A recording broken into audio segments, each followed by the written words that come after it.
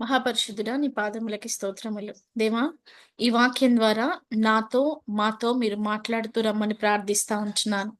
మీ వాక్యం ఎంత సజీవమైందో నాయనా మా జీవితాల్లో మేము తెలుసుకోవడానికి, దేవా నిన్ను పూర్తిగా అర్థం చేసుకోవడానికి, మా ఆత్మీయ జీవితంలో నీతో కలిసి నడవడానికి మాకు సహాయం చేస్తూ రండి.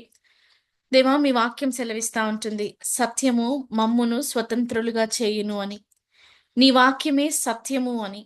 ప్రభువా, అట్టి నీ వాక్యం చేత మేము విడిపించబడ్డానికి, ఎక్కడెక్కడ మా జీవితంలో ఇంకా బందీలుగా ఉన్నామో, ఆ ప్రతి ఒక్క పరిస్థితి నుంచి మమ్మల్ని విడిపించడానికి, ఈరోజు మీరు మాతో మాట్లాడుతున్న మీ వాక్యమును బట్టి మిమ్మల్ని స్తుతిస్తూ, పరిశుద్ధాత్మ దేవ, వాక్యం వించిన ప్రతి హృదయాన్ని కూడా మీ వాక్యానికి ప్రభువా మీరు కన్విక్ట్ చేయమని ప్రార్థిస్తూ, ఇక్కడున్న ప్రతి ఒక్కరిని మీ హస్తాలకు అప్పచెప్తూ, నన్ను నేను మీకు అప్పగించుకుంటూ, యేసు నామంలో ప్రార్థిస్తా ఉన్నాను తండ్రి. ఆమేన్. ఆమేన్.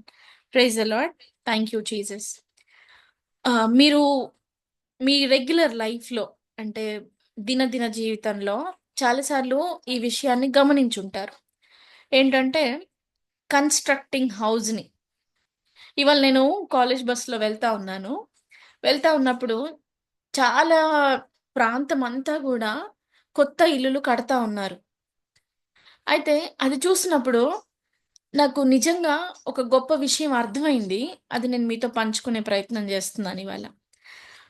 దేవుడు బైబిల్‌లో చాలా సార్లు ఉపమానాలలో మాట్లాడతారు. ఉపమానం అంటే అర్థం ఏంటంటే, దేవుడు ఒక రియల్ పరిస్థితిని తీసుకొని, ఒక సిట్యుయేషన్‌ని తీసుకొని, అవతల వారికి సింపుల్‌గా అర్థమయ్యేలా చేయడానికి ఆయన ఉపమానం తీసుకున్నారు.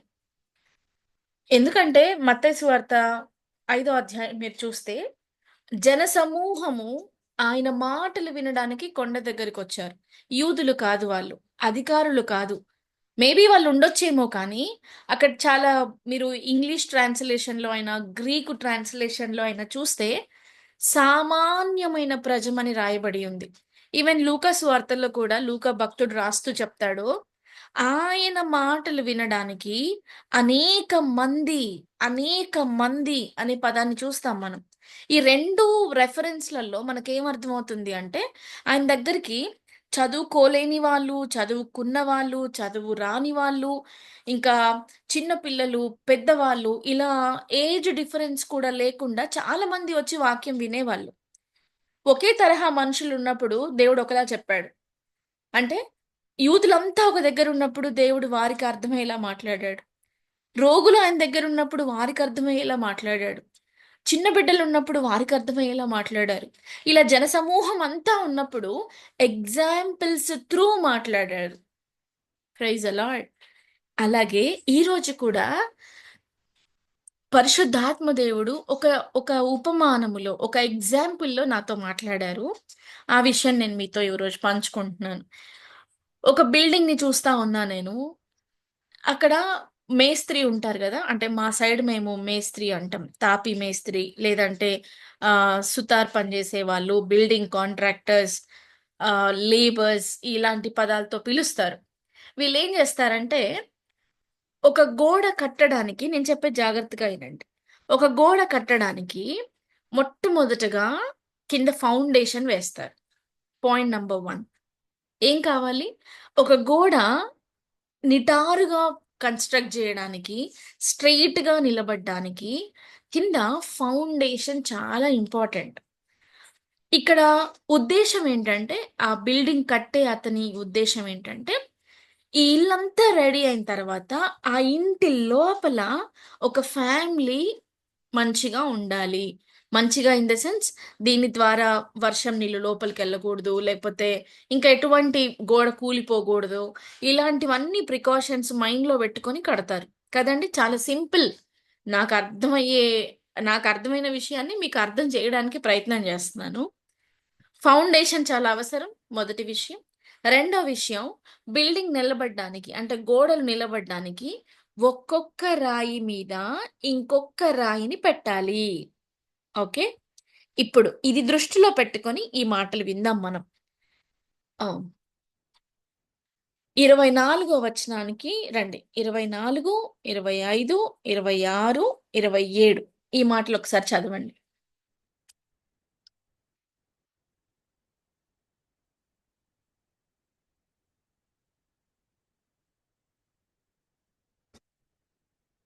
మత్తయి సువార్త 7వ అధ్యాయము 24 నుండి 27 వరకు. సరే, నేను చదువుతాను. కాబట్టి ఈ నా మాటలు విని వాటి చొప్పున చేయు ప్రతి వాడును బండ మీద తన ఇల్లు కట్టుకొనిన బుద్ధిమంతుని పోలియుండును. Praise the lord. ఇక్కడ 3 పదాలని నేను మీ దృష్టికి తెస్తా ఉన్నాను. ఒకటి, నా మాటలు విని. మొదటి పదం. ఏం వినాలి? ఆయన మాటలు వినాలి. రెండో పదం, వాటి చొప్పున చేయు ప్రతివాడు. ఇది రెండో పదం. మూడో పదం ఏంటంటే బండ మీద ఇల్లు కట్టుకోవడం. ఈ 3 లక్షణాలు కలిగిన వాణ్ణి ప్రభు పిలిచిన పదం ఏంటో తెలుసా? వైజ్ మ్యాన్, బుద్ధిమంతుడు అని. మనము బుద్ధిమంతుడు అని ఎవరిని అంటామంటే అల్లరి చేయకుండా కామ్గా ఉన్న వాళ్ళని బుద్ధిమంతుడు అంటాం కదండి. మనల్ని ఏం విసిగించకుండా సైలెంట్ గా ఉన్న వాళ్ళని, ఎవ్వరి జోలికి పోని వాళ్ళని బుద్ధిమంతుడు అంటాం.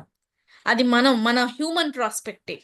కానీ దేవుని ప్రాస్పెక్టివ్ ఏంటంటే, అంటే దేవుని దృష్టాంతం ఏంటంటే, ఒక మనిషి యొక్క జీవితము ఆయన మాటల మీద ఉండాలి. ఈ విషయం నాకు చాలా బాగా అర్థమైంది ఈరోజు.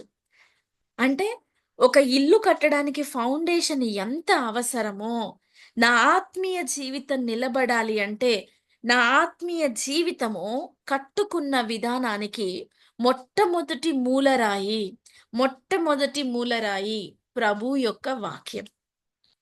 ఇప్పుడు ప్రశ్న, ప్రభు యొక్క వాక్యాన్ని వింటున్నామా? దాని ప్రకారం చేస్తున్నామా అనేది ప్రశ్న. మనం వింటాం. నేను చాలా బలంగా నమ్ముతాను. ఇప్పుడున్న క్రైస్తవ సమాజం అంతా వాక్యాన్ని చాలా బాగా వింటారు.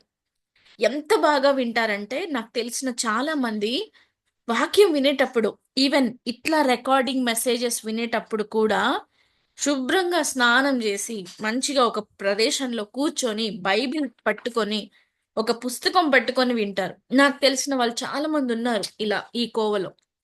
ఇంకా కొంతమంది అయితే వాళ్ళ ప్రయాణాల్లోనో లేకపోతే ఇంకా పలు పలు చోట్ల మెసేజెస్ వింటారు. మనం వినడానికి వేగిరపడతాం. ఇప్పుడున్న క్రైస్తవ సమాజం కూడా వింటారు. కానీ ప్రభుకి వినే వాళ్ళని దేవుడు బుద్ధిమంతుడు అని పిలవల. For your very kind information. 24వ వచనాన్ని నేను మళ్ళీ హైలైట్ చేస్తున్నాను. ఇక్కడ కొంతమంది కేటగిరీని పైన దేవుడు చూపిచ్చాడు. అది చదివితే చాలా మంది ఏడ్చేస్తారేమో. పైన మాటలు 23వ వచనం చదివినప్పుడు ప్రభు అంటాడు, నేను మిమ్మును ఎన్నడూ ఎరుగను అని మాట్లాడతారు. ఎవరితో మాట్లాడతారు తెలుసా? ఆయన నామములో దయ్యములు వెళ్ళగొట్టిన వారితో. ఎవరు వెళ్ళగొడతారండి? అసలు దయ్యము ఎవడికింటుందండి మాట? ఒక్క ప్రభువుకి తప్ప. మరణాన్ని జయించి లేచి ఆ పునరుద్ధాన శక్తి చేత అనేకుల రోగాలని తీసివేసినవాడు, అనేకుల పాపాలని సిలువ మీద మోసినవాడు, ఆయనకి తప్ప ఏ అపవాది అయినా ఇంకా ఎవరికి భయపడరు. అందుకే లూకాసు వార్త 9వ అధ్యాయంలో కూడా ప్రభు తన శిష్యుల్ని పిలిచి చెప్తాడు, సమస్తమైన దయ్యముల మీద మీకు అధికారం ఇచ్చానంటాడు. Because he already conquer it, because he already own it. ఆయన ఆల్రెడీ గెలిచాడు కాబట్టి ఆ అధికారాన్ని మనకు కూడా ఇచ్చాడు. అంటే ఒక దయ్యము మీద అధికారం ఉన్నవారు, రోగము మీద అధికారం ఉన్నది ఎవరికి? ప్రభువుకి. ఆయన నామములో అనుగ్రహించబడిన మనకు. ఈ 7వ అధ్యాయము మధ్య భాగంలో మీరు చూస్తే అక్కడ ఒక కేటగిరీ ఆఫ్ పీపుల్ తో దేవుడు మాట్లాడుతా ఉన్నాడు. ఎవరా కేటగిరీ? దయ్యముల్ని వెళ్ళగొట్టిన వారు. ఎవరా కేటగిరీ? ప్రవచనాలు చెప్పిన వారు. ఎవరా కేటగిరీ? ప్రభు కోసం వేగిరపడ్డారు. ఈ కేటగిరీని ఆయన సమరీ చేస్తా ఉన్నాడు. పైన ఉన్నదంతా ఒక్క లైన్‌లో చెప్తున్నాడు. ఆ ఒక్క లైన్ ఏంటంటే, మీరు నా మాటలు విని, ఫుల్ స్టాప్ లేదక్కడ. కంటిన్యూయేషన్ ఉంది. ఏమనుంది? వాటి చొప్పున చేయు ప్రతివాడు. When you are listening, if you are not acting upon the same, then it will not work out. మీకు ఇంకో చిన్న ఉదాహరణ చెప్తాను ఇంకా అర్థం అవ్వడానికి. క్లాస్‌లో 50 మంది ఉన్నారు పిల్లలు. క్లాస్ అందరూ వింటున్నారు. ఒక్కటే టీచర్ క్లాస్ చెప్తా ఉంది. ఓకే. పిల్లలందరూ క్లాస్ వింటున్నారు. అక్కడ ఉన్న వాళ్ళందరికీ అందరి మొహాలు వింటున్నట్టుగానే కనబడుతున్నాయి టీచర్కి. ఇప్పుడు టీచర్కి ఒక అనుమానం వచ్చింది. 50 మంది వింటున్నారా లేదా? ఇప్పుడు ఏం చేయాలి టీచర్? గుడ్డిగా నమ్మేయకూడదు. కాబట్టి టీచర్ ఏం చేస్తుందో తెలుసా? ప్రశ్నలు అడుగుతుంది. ఆ 50 నిమిషాల సేపు ఏమైతే పాఠం చెప్పిందో, ఆ పాఠంలో నుంచి ప్రశ్న అడుగుతుంది. ఆ ప్రశ్నకి సమాధానం చెప్పగలిగిన వాడు ఎవరై ఉంటారు? ఆ క్లాస్ విన్నవాడు. అలాగే వాక్యమంతా వింటాం మనం. పొద్దున వింటాము. టీవీలో వచ్చే మెసేజెస్, ఆరాధన టీవీ, ఇంకా రక్షణ టీవీ ఇట్లాంటి మెసేజెస్ ఎన్ని వింటామండి పొద్దున్నుంచి? చాలా వింటాం. కానీ వినేవాళ్ళ గురించి ప్రభు చెప్పలేదండి వీళ్ళు బుద్ధిమంతులు అని. వాక్యం వినాలా? వాటి చొప్పున చెయ్యడం. దీన్నేమంటారో తెలుసా అండి? బిలీవ్. నమ్మకం. నమ్మకం. ఈ నమ్మకం అనే పదమే ప్రభు నీ నుంచి, నా నుంచి కోరుకుంటాడు. ఆయనకి ఏది అవసరం లేదండి. మీరు దావీదు కీర్తనల్లో కూడా చెప్తాడు కదా! దహన బలులు నీకేలా? గొర్రెల రక్తము నీకేలా? ఏం కావాలండి ప్రభుకి? సమస్తాన్ని సృష్టించిన వాడు నువ్వేమివ్వగలవు ప్రభువుకి? నేనేమివ్వగలుగుతాను? ఓ పెద్ద ఫోన్ షాప్‌లో ఉన్నవాడికి ఫోన్ సర్ప్రైజ్ గిఫ్ట్ ఉంటుందా? Never it will be. ఇంత సమస్తాన్ని సృష్టించిన ప్రభువుకి కావాల్సిందేంటో తెలుసా? ఆయనని నువ్వు ఎలా నమ్ముతున్నావు అనేది. ఈ చిన్న ఉదాహరణ మనం ఆదాము, హవ్వ జీవితంలో నుంచి నేర్చుకుంటాం. ఆదాము, హవ్వ ఇంకా పుట్టలేదు. దేవుడింక వాళ్ళని చెయ్యలేదు. కానీ వాళ్ళకి ఏమేమి కావాలో అన్నీ సృష్టించాడు. And thought is what this God is. ఈ దేవుని ప్రేమ ఎలాంటిదో తెలుసా? నువ్వు రాకముందే నీ కోసం సమస్తం చేస్తాడు. ఆదాముని ఇంకా సృష్టించక ముందే సూర్యుడిని చేశాడు వెలుగునివ్వడానికి. చంద్రుణ్ణి చేశాడు చీకటి ఇవ్వడానికి, వెన్నెలనివ్వడానికి. పశుపక్షాదులని సృష్టించాడు, చెట్లని సృష్టించాడు, వాటి ఫలములని సృష్టించాడు. ఇవన్నీ ఎవరి కోసం చేశాడండి? ఆదాములో ఉన్న నీ కోసం, నా కోసం సృష్టించాడాయన. ఒక తల్లి బిడ్డని కడుపులో మోస్తా ఉన్నప్పుడు, ఆ బిడ్డ ఇంకా పుట్టకముందే, ఆ బిడ్డ గురించి ఎన్నో తల్లి విజువలైజ్ చేస్తా ఉంటుంది. ఇమాజిన్ చేస్తా ఉంటుంది. నా బిడ్డ పుట్టాక ఇది కావాలి, ఉయ్యాల కావాలి, బెడ్ కావాలి, బట్టలు కావాలి, ఏ హాస్పిటల్‌కెళ్ళాలి. See this is what the love. దేవాతి దేవుడికి మనిషి మీద ఎంత ప్రేమ లేకపోతే, ఆయన్ని ఇంకా సృష్టించక ముందే సమస్తాన్ని చేస్తాడు. ఈ ఈ ప్రాస్పెక్టివ్‌లో ఆదాము నుంచి దేవుడు ఏం కోరుకొనుంటాడు? ఆదాముకి అన్నీ ఇచ్చాడు కదా! మొత్తం ఏదెను తోటలో ఉన్న ఏ ఫలమైనా తినమన్నాడు. ఆ ఒక్క చెట్టు దగ్గరికి వెళ్ళొద్దన్నాడు. బికాజ్ ఆ చెట్టు పేరు కూడా చెప్తాడు. మంచి చెడ్డల తెలివినిచ్చు వృక్ష ఫలము. అప్పటి వరకు ఆదాముకి మంచే తెలుసు. అందుకే ప్రభుతో సహవాసం చేశాడు. ఎప్పుడైతే ఆ ఫలము యొక్క ఆ గింజ లోపలికెళ్ళిపోయిందో, ఎప్పుడైతే ఆ ఫలం తిన్నాడో, ఎప్పుడైతే తినాలి అనే ఆలోచన ఆయన బుర్రలోకొచ్చేసిందో and then he committed the sin. ఇక్కడ ఏం లోపించిందండి? నమ్మకం. నమ్మకం. ఎందుకు అలా చెప్పాను నేను? ఇక్కడ చదవండి ఒకసారి. నా మాటలు విని వాటి చొప్పున చేయు ప్రతివాడు. ఒకరి మాట విని వాటి చొప్పున చెయ్యడానికి కావాల్సిందేంటండి? నమ్మకం.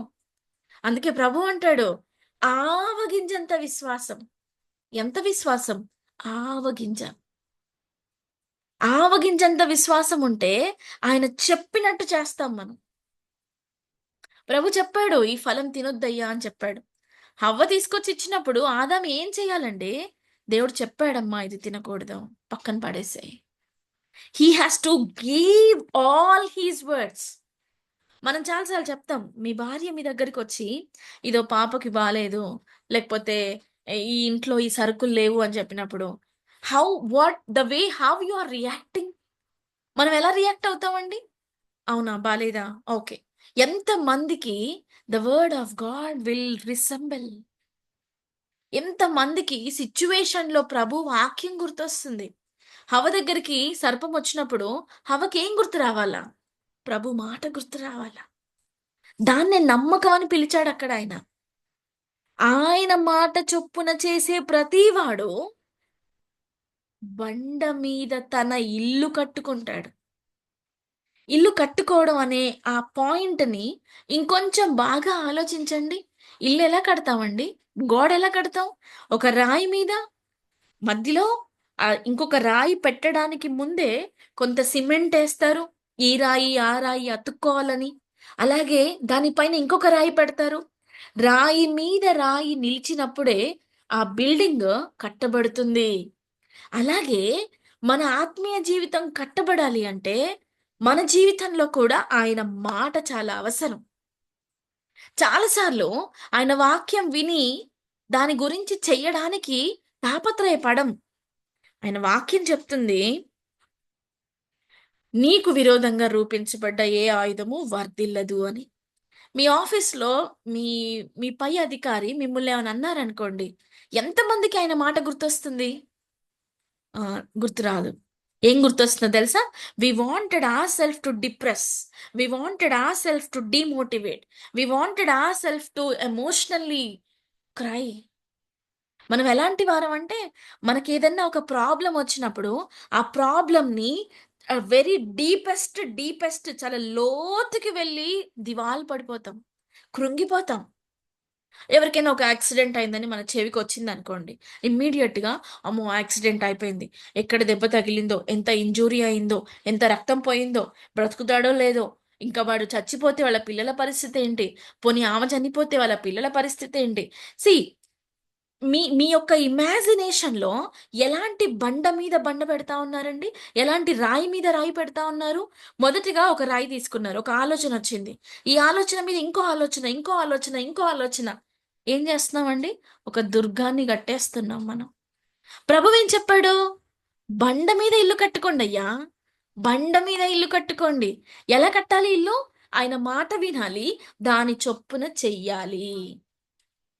కానీ మనమెలాంటి ఇల్లులు కడతామో తెలుసా అండి? ఒక ఆలోచనొస్తే దానికి చాలా కూలంకషంగా ఎంత లోపలికి అంటే లోయలోకి ఎళ్ళాలో అంత లోయలోకెళ్ళిపోతాం. వాక్యము చాలా క్షుణ్ణంగా చెప్తుంది. నమ్మకం చాలా అవసరం. రక్తస్రావం గల రోగి ఎగ్జాంపుల్‌ని ఒక్కసారి జ్ఞాపకం జేసుకోండి. 12 సంవత్సరాలుగా రక్తస్రావంతో ఉన్న రోగి. ఒక ప్రైవేట్ ప్రాబ్లమ్‌తో బాధపడుతుంది. మీకు మోషే ధర్మశాస్త్రం కొంచెం గుర్తుంటే, అలా కడగా ఉన్న ఆడవారిని పాలెము వెలుపల ఉంచుతారు. వారికి, వీరికి మధ్యలో సాంగత్యం ఉండదు. చాలా గ్యాప్ ఉంటుంది. వాళ్ళు ఇటు సైడ్ రారు. వీళ్ళు అటు సైడ్ పోరు. మీకు ఇంకా అర్థం గావడానికి యాకోబు రాహేల్ దగ్గరికొచ్చినప్పుడు ఆమె విగ్రహాల దగ్గర కూర్చున్నప్పుడు యాకోబుకు చెప్తుంది రాహేలు. అక్కడి నుంచి లేవదు. ఆమె నేను కడగా ఉన్నానని చెప్తే అక్కడి నుంచి ఎళ్ళిపోతాడాయన. అంటే అంత గ్యాప్ మెయింటైన్ జేస్తారు. కడగా ఉన్నప్పుడు లేదంటే ఇట్లా మెన్సెస్ పీరియడ్‌లో ఉన్నప్పుడు. అలాంటిది 12 సంవత్సరాలుగా తను బాధపడతా ఉంది. ఆవిడకి ఎంత విశ్వాసం ఉంటే, ప్రభువు యొక్క వస్త్రం తగిలి స్వస్థత పొందుకుంటుందండి. And for your very kind information Jesus said to her ప్రభు ఆమెతో ఏమంటాడో తెలుసా? "అమ్మా! నా శక్తి నిన్ను స్వస్థపరిచింది" అన్నాడా? నో. ఏమంటాడండి? "అమ్మా! నీ విశ్వాసం." See how much important it is. విశ్వాసం అంటే నువ్వు నిరీక్షిస్తున్నావు చూడు, దాని యొక్క నిజ స్వరూపం. నేను నా జీవితంలో పై చదువులు చదువుకోవాలి అని మీకొక ఎయిమ్ ఉందనుకోండి. మీరు దాని కోసం నిరీక్షిస్తున్నారు అనుకుందాం. ఇప్పుడు మీరు తెలుగు మీడియంలో ఉన్నారు. మీకేం చెప్పినా మీ టీచర్స్ అర్థం అవ్వట్లేదు. ఏం చేస్తారు? మీ విజన్ ఏమో మీరు పై చదువులు చదువుకోవాలి. మీరు డాక్టర్ అయిపోవాలి. లేకపోతే మీరు ఇంకొకటవ్వాలి, ఇంకొకటవ్వాలి అని పెట్టుకున్నారు. ఇప్పుడు మీకు సబ్జెక్ట్స్ అర్థం కావట్లేదు. టీచర్స్ ఎంత చెప్పినా మీ బుర్రకెక్కట్లేదు. అప్పుడు మీరేం ఆలోచిస్తారు? ఎలాంటి ఇల్లు కడతారు? మొట్టమొదట ఏ బండ తీసుకుంటున్నారు? నేను పలానా డాక్టర్ అయిపోవాలి. నేను పలానా ఆ స్థాయికెళ్ళాలి. ఓ సైంటిస్ట్ అవ్వాలి. ఇలా అనుకుంటారు. ఇప్పుడు క్లాస్‌లో ఏవి మీకు అర్థం అవ్వట్లేదు. మిగతా అందరితో పోల్చుకుంటే మీరు జీరో. ఇలాంటి పరిస్థితుల్లో మీకెలాంటి ఆలోచనలొస్తాయి చెప్పనా నేను? ఆ! మొదటి రాయి. అమ్మో! నా వల్ల అవ్వదు. ఇది చదవలేను నేను. నేను చెయ్యలేను. నా వల్ల అవ్వదు. నేను ఇంగ్లీష్ మీడియం చదవలేకపోతున్నా. నాకు సబ్జెక్ట్స్ అర్థం కావు. See the way how you think, the way how you think. Do you know how Satan attacks? మీకు తెలుసా? అపవాది మనల్ని ఎలా ఎదుర్కుంటాడో తెలుసా మీకు? మీకొక వాక్యం చూపిస్తా నేను. దానికంటే ముందు ఆదాము, హవ్వ దగ్గరికి ఒకసారి ఎళ్దాం. ఆదాము, హవ్వ దగ్గరికి సర్పమొచ్చి కత్తితో పొడిచాడా? ఏం చేశాడండి? He used his words. Underline this point. ఏం చేశాడు అపవాది? మాట్లాడాడు. ఎలా మాట్లాడాడు? హవ్వ దగ్గరికొచ్చి ఇది నిజమా? అంటే ప్రభువు చెప్పిందేమో ఇది నిజము, ఇది తింటే చస్తావని చెప్పాడు. ఇది ప్రభువు మాట. అపవాది ఎలా పనిచేస్తా ఉన్నాడు? ప్రభువు చెప్పిన దానికి ఒక పొల్లు మార్చి, దాన్ని హవ్వ దగ్గరికి తెచ్చాడు. ఇది నిజమా? అర్థమవుతుందా అండి? అపవాది ఎలా పని చేస్తాడో. దేవుని మాట ఒకటుంటుంది. దాని మీద ఇల్లు కట్టకపోతే, దాని మీద మన విశ్వాసాన్ని అలుముకోకపోతే, దాని మీద మన విశ్వాసపు టిల్లు కట్టుకోలేకపోతే, అపవాది మోసం చేస్తాడు. అపవాది మోసం చేయడం వాడికేం కొత్త కాదండి. యోహాను సువార్త 8వ అధ్యాయంలో ప్రభువు కూడా అంటాడు. వాడు మొదటి నుంచి అబద్ధికుడే. ఇప్పుడు కొత్తగా ఏం లేదు. మొదటి నుంచి అబద్ధాలు చెప్తానే ఉన్నాడు. అందుకే నా మాటల యందు దృష్టి పెట్టండి. నేను చెప్పింది నమ్మండి. నేను చెప్పింది విశ్వసించండి. See how much God loves you. How much God loves me. చాలా సార్లు మనం ప్రభువుని చాలా తప్పుగా అర్థం చేసుకుంటాం. ఎంత తప్పుగా అర్థం చేసుకుంటామంటే, ప్రభువా నిన్నే నమ్ముకున్నాను కదా! ఎందుకు నన్ను అప్పుల్లోకి నెట్టేశావు? నిన్నే నమ్ముకున్నాను కదా ప్రభువా! ఎందుకు నా జీవితం ఇలా చేశావు? ఎందుకు నాకు ఉద్యోగం లేకుండా చేశావు? ఎందుకు నా కుటుంబంలో అది లేకుండా, ఇది లేకుండా చేశావు? అని మనము ప్రభు దగ్గర ఇలా ఎమోషనల్ బ్లాక్‌మెయిల్ చేస్తా ఉంటాం. ఇలా మనల్ని మనమే ఎమోషనల్‌గా ఒక రాంగ్ ప్రాస్పెక్టివ్‌లోకి తీసుకెళ్తాం. ఎప్పటికీ గుర్తుపెట్టుకోవాలి. ఎఫెసీయులకు రాసిన పత్రిక 6 అధ్యాయం 10 వచనం. మనము పోరాడినది శరీరులతో కాదు, అంధకార సంబంధమైన శక్తులతో. అపవాది దాని తంత్రములతో. అందుకే కదండీ వాక్యం అనే ఖడ్గాన్ని ప్రభువిచ్చింది. ఎంతమంది మీ రియల్ పరిస్థితుల్లో వాక్యాన్ని వాడతారు? వాక్యంతో మీ పరిస్థితిని పోరాటంలోకి తీసుకెళ్తారు. మొట్టమొదటి విషయం అపవాది మన మీద మాటలతో పనిచేస్తాడు. రెండో విషయం వాడు డైరెక్ట్‌గా ఒక పాము రూపంలోనో, ఇంకేదో వచ్చి మన దగ్గర కూర్చోడు. ఒక పెద్ద బుర్కా యేసుకొని, లేతే ఒక పెద్ద ఇట్లా మనం చూస్తాం గదండీ! చాలా సార్లు విజువలైజేషన్స్ జూస్తాం. ఒక అస్థిపంజరంలాగా ఉండి, అట్లా ఏమి ఉండదండి. మీరలా చూడాలంటే యోహాను సువార్తలో ఇస్కరియోతు యూదా గురించి మాట్లాడినప్పుడు, అపవాది వాడి మనస్సులో ఆలోచన పుట్టించియుండెను. సో, మన మైండ్‌లోకి ఆలోచనలొస్తాయి.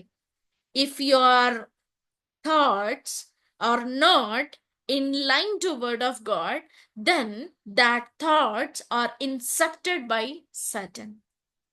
మీకొచ్చే ప్రతి ఆలోచన దేవుని వాక్యంతో పోల్చబడకపోతే, ఆ ఆలోచనకి పుట్టించింది ఎవరండి?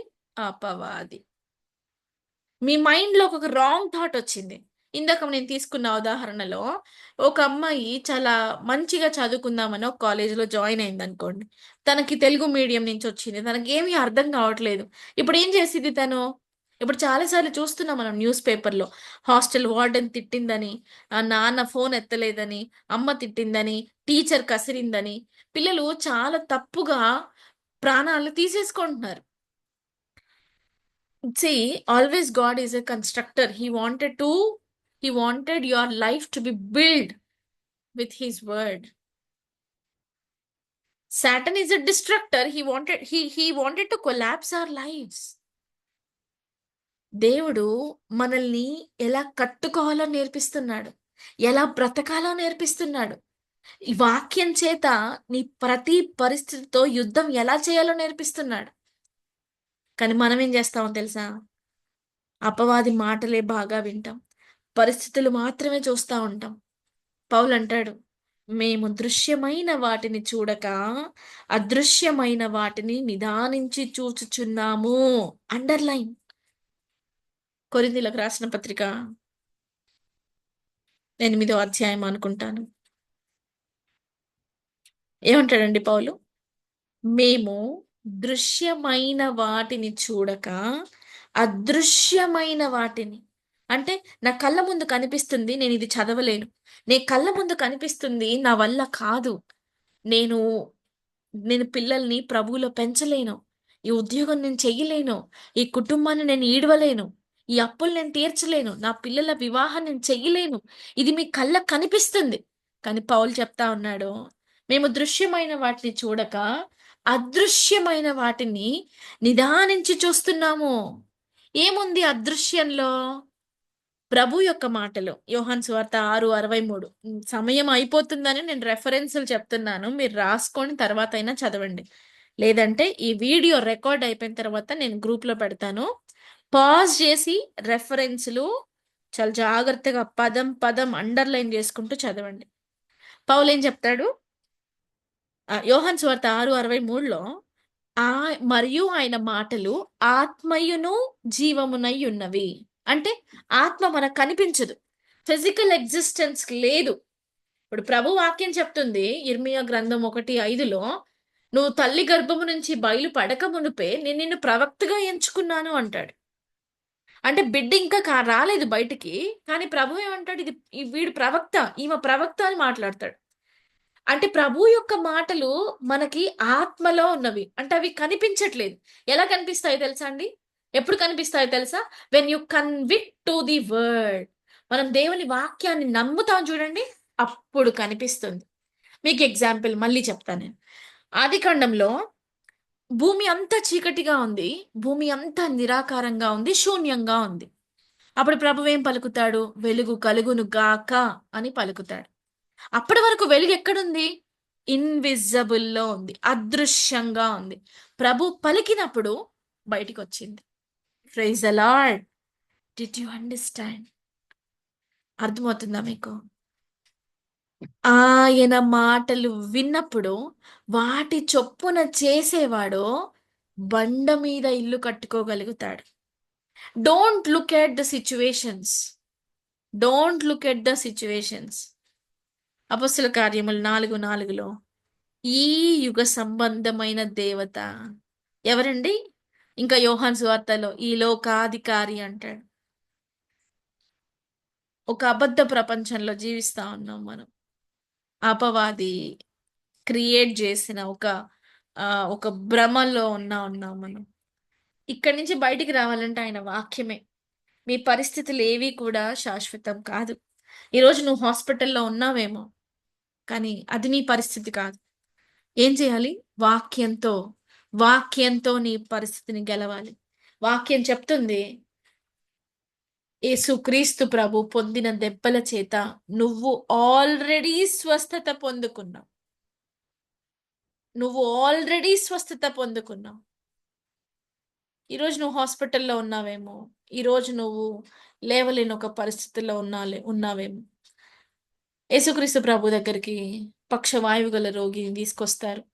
ఆయన స్నేహితులో చుట్టుపక్కల వాళ్ళు అతని బాధ చూడలేక తీసుకొస్తారు. ఇంటి పైకప్పు నుంచి తీసుకొస్తారు. అప్పటి వరకు లేవలేని పరిస్థితి, అప్పటి వరకు కదలలేని పరిస్థితి ఆ పక్షవాయువు గల రోగిని. కానీ ప్రభు స్వరం వింటాడు. నీ పరుపెత్తుకొని వెళ్ళు అంటాడు. ఆయన మాట చెప్పాడు. ఏమన్నాడు? నీ పరుపెత్తుకొని వెళ్ళు అన్నాడు. అప్పుడు పక్షవాయువు గల రోగి, నేను పక్షవాయువుతో వచ్చాను, ఇక్కడికి రావడానికి కూడా నన్నెవరో పైనుంచి తీసుకొచ్చారు. నువ్వేంటి నన్ను లేసి ఎళ్ళిపోమంటున్నావు అని ప్రశ్నించలేదండి. నమ్మాడు. ప్రభువు ఎప్పుడైతే కుమారుడా నీ పాపములు క్షమించబడియున్నవి. నీవు పరుపెత్తుకొని లేచి వెళ్ళు అన్నప్పుడు నమ్మాడు. నమ్మి దాని ప్రకారం చేశాడు. కాబట్టి ఆయన విశ్వాసము ఆయనని స్వస్థపరిచింది. రక్తస్రావం గల రోగి కూడా నమ్ముతుంది. ఆయన మాటలు నమ్ముతుంది. ఆయన చెప్పిన ప్రతి ఉపదేశాన్ని నమ్ముతుంది. కాబట్టి ఆమె ఒక విశ్వాసంతో ముందుకెళ్తుంది. నేను ఆయన వస్త్రపు చెంగును తగిలి తినా, ముట్టి తినా నేను బాగుపడిపోతా. అదామె నమ్మింది. కాబట్టి పట్టుకొని స్వస్థత పొందింది. కావాల్సిందేంటో తెలుసా? ఆయన మాట వినడం మాత్రమే కాదు. వాక్యం చదువుకుంటూ వెళ్ళడం కాదు. వాటి చొప్పున చెయ్యడానికి ఒక నమ్మకాన్ని ఎస్టాబ్లిష్ చేసుకోవాలి. ఒక విశ్వాసాన్ని కూడబెట్టుకోవాలి. పరిస్థితులు ఎలా ఉన్నా, మన కళ్ళ ముందు కనిపిస్తున్న పరిస్థితుల్లో లోకాధికారి చేత సృష్టించబడింది ఆ పరిస్థితి. యాక్సిడెంట్ అవ్వడం, ఇంట్లో తినడానికి తిండి లేకపోవడం, చాలా నెలలుగా జీతం రాకపోవడం, నాకు రావాల్సిన ప్రమోషన్‌ని అపవాది హోల్డ్ జేయడం, ఏదైనా. కానీ మన దగ్గర ఒక సొల్యూషన్ ఉంది. ఏంటో తెలుసా? యేసే నా జవాబు. వాక్యమే నా జవాబు. వాక్యమే నా జవాబు. వాక్యంతో పొందుకుందాం. ఒక భక్తుడు ఒక మంచి పాట రాశాడు. నీ వాక్యమే నన్ను బ్రతికించును. బాధలలో నెమ్మదినిచ్చును. నువ్వు బ్రతకలేకపోతున్నావా? ఆయన వాక్యాన్ని పట్టుకో. నువ్వు చదవలేకపోతున్నావా? ఆయన వాక్యాన్ని ఒప్పుకో. Confess the word. Confess his word. Confess his word. ఆయన మాటల్లో జీవముంది. ఆ మాటల్లో శక్తి ఉంది. ఆ మాట విని దాని ప్రకారం చెయ్యగలిగితే మన విశ్వాసపు టిల్లుని మనం కట్టుకోవచ్చు. అలా కట్టుకున్న ఇంటికి వర్షమొచ్చింది, వరదొచ్చింది, గాలి విసిరి కొట్టింది. కానీ పడిపోలేదు. పడిపోలేదు. నిలబడింది. మన జీవితంలో కూడా వాక్యము మీద మన ఆత్మీయ జీవితం ఉంటే పడిపోము. పరిస్థితులు ఎంత ప్రతికూలంగా ఉన్నా చెక్కుచెదరం. పడిపోము. ప్రభు కోసం నిలబడతాం. అట్టి గొప్ప విశ్వాసంలోకి నిన్ను, నన్ను ఆయన నడిపించునుగాక. హల్లెలూయా! ప్రార్థించుకుందాం. ఇన్ని రోజులు వాక్యం వినే కోవలో మనముంటే ప్రభుని అడుగుదాం. దేవా! ఈరోజు నువ్వు నాతో మాట్లాడావు. నీ వాక్యం వినడం మాత్రమే కాదు కానీ, నమ్మి వాటి చొప్పున చేసి బుద్ధిమంతురాలు వలె, బుద్ధిమంతుని వలె నా విశ్వాసపు టిల్లు కట్టుకోవడానికి మీరు చూపించిన కృపను బట్టి మిమ్మల్ని స్తుతిస్తా ఉంచున్నాను. మీరు మా కొరకు బయలుపరిచిన ప్రతి సంగతిని బట్టి, ప్రతి సత్యమును బట్టి నేను స్తుతిస్తా ఉంచున్నాను. దేవా! మేము పొద్దున్నుంచి రాత్రి వరకు ఎన్నో మాట్లాడుతా ఉన్నాం మా నోటి చేత. కానీ ఇటువంటి మా నోటిని ప్రభువా మీరు తాకండి. పరిశుద్ధపరచండి. నీ మాటలు మేము మాట్లాడడానికి, విశ్వాసంలో ముందుకెళ్ళడానికి మాకు సహాయం చేస్తూ రమ్మని నా ప్రభు, నా రక్షకుడు, మీ ప్రియ కుమారుడైన యేసుక్రీస్తు వారి పరిశుద్ధ నామములో ఈ ప్రార్థన అడిగి వేడుకుంటున్నాను తండ్రి. Amen. Amen. Praise the lord. Thank you Jesus. Hallelujah. ప్రభు నేర్పిన ప్రార్థన. పరలోకమందున్న మా తండ్రి, నీ నామం పరిశుద్ధపరచబడును గాక. నీ రాజ్యం మాకొచ్చును గాక. నీ చిత్తం పరలోకమందు ఎలాగో అలాగే భూమి మీద నెరవేరును గాక. మాకు కావలసిన ఆహారం నేడు మాకు దయచేయము. మా రుణస్థులను మేము క్షమించిన ప్రకారం మా రుణములు క్షమించుము. మమ్మల్ని శోధనలోకి తేక కీడు నుండి తప్పించు. ఎందుకంటే రాజ్యము, బలము, మహిమ నిరంతరం నీవై ఉన్నవి తండ్రి. Amen. Amen. Praise the lord. Thank you Jesus. Pastor గారు